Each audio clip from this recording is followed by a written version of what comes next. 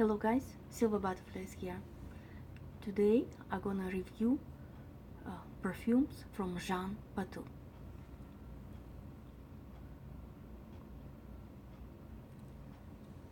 This is the lip gloss I used,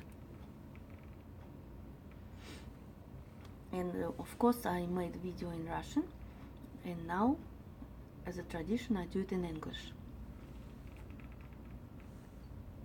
The first bottle would be Patou Forever from 1998. It's funny, sometimes I review the perfumes and then I watch another video bloggers. Some video blogger, she's quite older, much older than me, and she said, oh, Jean Patou is probably too old perfume, it's like too retro. And when it's come to the point and somebody says retro, it literally kills me, because how come the person who is older than me can say about perfume which is I personally consider not retro at all, I consider it classic? How it's possible to say that? It's either the person never smell anything in childhood and start doing it in the beginning of 2000 when everything became on the market, either sugar candy or some sweet syrup. This is totally different thing. Is when it's come to the point, it's a Jean Patou creation. I sprayed it on my hand and on myself. To me personally, it's the sexiest raspberry with a twist of pineapple you can ever have in summer.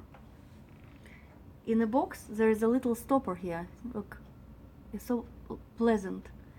You can put it this way and dab it, but I prefer this way. That way your skin is not collaborating with the oils and all these liquids, and it will be always fresh. I keep it for so many years, nothing is changed. I keep it in the dark, in its own box, and that's voila. Nothing has happened with this perfume. It became even better, I think. So I read you a little bit about notes. See, this was inside the box in all different languages, and the stopper was right here. See the box? It's matching my blouse. I did it deliberately, actually. I do it always deliberately. I'm trying to match my perfumes, even in my own style, especially when I do the video for you guys. Wow, it's totally different than nowadays perfumes, of course, but doesn't mean it make it worse or make it unfashionable. So this is a Chypre fruity perfume, and main accord sweet, fruity, white floral, woody, and amber. The perfumer Jean Kerléo.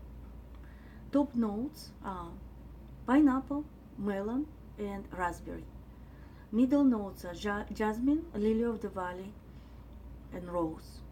Base is amber, vanilla, and woodsy notes. I personally feel raspberry, pineapple, and somewhere on a background rose, somewhere dark rose, but so sexy, like very velvety rose, maybe like this. When I bought it way back, I kept sniffing my hand because I was so happy. I bought this diamond, and I have it in my collection. This is literally a gem. Maybe for someone it will be nothing. Even my husband would say, oh, I don't like it, because he's much younger, right? But I cannot stand when someone who is older than me says something like that about perfume, which is I personally don't consider old. So the second one, Enjoy of Jean Patou. I sprayed it on my hand, and this is actually my husband bought me with the special circumstances. Maybe one day I'm gonna tell you that story. That's why it's so precious to me as well. And the smell, you don't find smell like that anymore. It's just such unusual smell, and it doesn't look like any other smells. So I'm gonna read you the notes. It's again a Chypre, fruity, and main course fruity, citrus, rose, aromatic, sweet, and warm, spicy. The perfumer Jean-Michel Duriez. Top notes are orange, banana, blackcurrant, mandarin, orange, cassia, pear, and bergamot. Middle notes are Indian jasmine, Turkish rose, and Bulgarian rose, cardamom, and aldehydes. And base notes are amber, patchouli, musk, and vanilla. Wow! So many good ingredients, you cannot go wrong with them. I like it so much, and to me, these both perfumes, they're so good. I cannot choose which is it better or not. Personally, I like this better right now because the raspberry season is coming, and it's so lovely, especially in summer. And this one, because it's so unusual and so many good ingredients, which is I personally like. They're both so good, and even if you don't use this, I wish you would smell it as a perfume aficionado and try to get it in your collection. It worth it while. It worth while any penny you put in this perfume. And in future, I'm gonna show you more this and another miniature I have. As soon as I will be ready, I'll tell you that story. Just a brief description about Jean Patou himself. He is a couturier, and he was living in this time of roaring 20s, like Great Gatsby style, and he created his fashion maison in Paris. Then he was at the war. He became a man.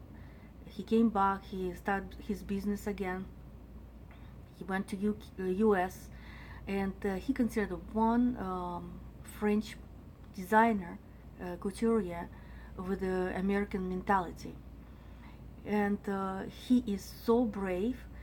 He created a sport style, first one, but in the same time, Chanel was booming in the same time, and he kind of left her the pedestal, the preference, and that's why he decided to go to that niche where the youngsters would like, and they used to wear the skirts. Like he created the plaits skirt, and one tennis player, a woman, who was wearing that plaid skirt, won the competition, thinking that it partially was the credit for that skirt. But anyway, I digress about this topic. I tell you more about his biography as long as you ask me to. This is a very unusual person. He was very sharp with decisions. He get in that time when it was Great Depression in US, and he managed to start producing perfumes, and he created so many good perfumes. One of the perfume in a pure solid crystal glass, and one is called Lasso. That's the whole story about this perfume. It's of course 1000 Joy, which is the most expensive perfume. It was back in the day. Now it's bought by Procter and Gamble, but it's a different story.